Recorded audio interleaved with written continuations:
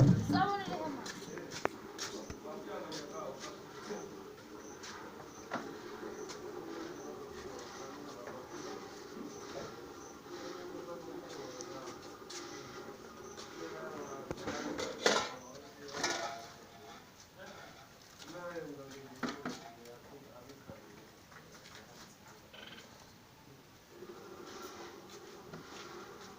ubundi uzufatire hano telefone.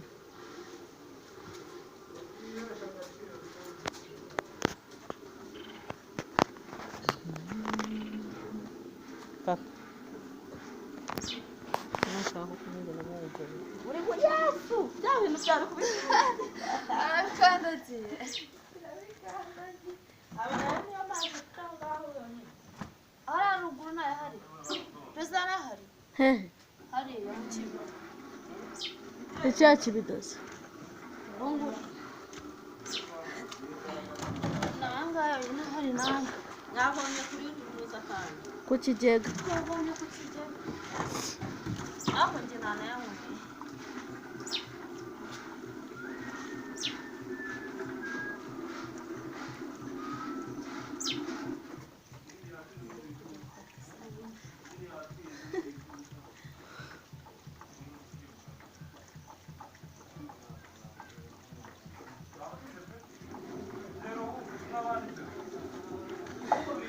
ndabamagaye pasha baje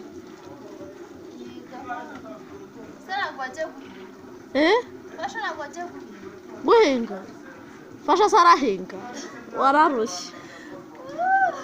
Narenze kai Wapi?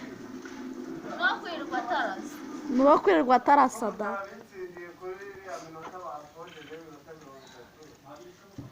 Abantu abafana amakipe wagira ngo nibo bari gukina.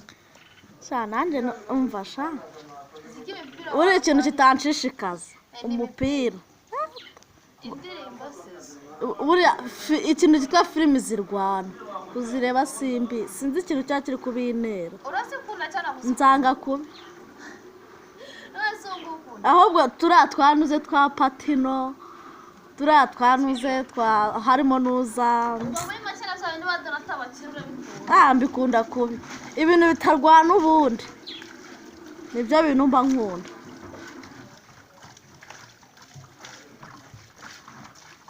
Igihingwa cyanjye ndagikase pole.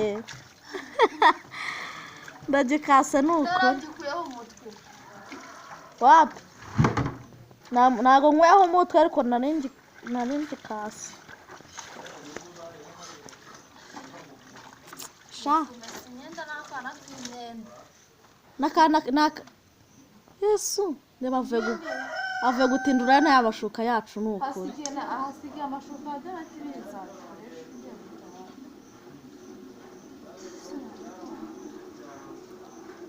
Tari kumfatira inuzi. Muko fatira. Yugwe. Nari koti. Nabyo nzi. Isabune se ko ajenje kuzana isabune. Dona. Amarwingo muzanira isabune. Byatava. Unoshaka umuzanira iyo yakoreshaga iyo ngiyo noya cyangwa umuzanira nini. Nawo mari kuri hano. Nawo mihari. Keretse nimba tuje kuyigura. Amafaranga ni yavuze. Nago yabuze. Yaravuze akamwe. Agaki? Akanyoni. Hano mu cyuma sarimo indi nini.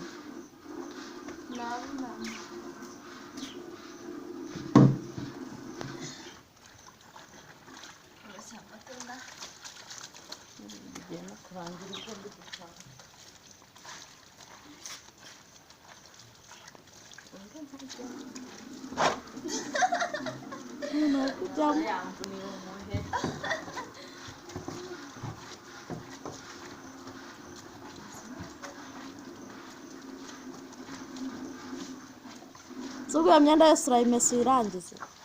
weho surabura gukora Nawe uramfasha. Masari nindi tuzafurejo zinyenda ihari. ari kubwira abaye gasubiye myenda yose urayimesa irangiye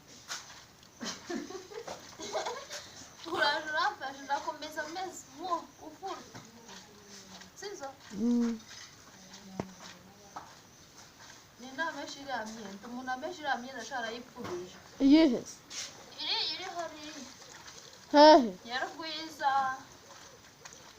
Ayipfubije cyane. iri hasi ifuze ntabwo yaca Ndayifuze no. Niyo mpamvu nyine. niyo mpamvu si iki Uri kubihakana. oya na nyina hari igihe yigeze kuyifura Oya nubwo ni umuntu wayipfubije bwa mbere. Ii.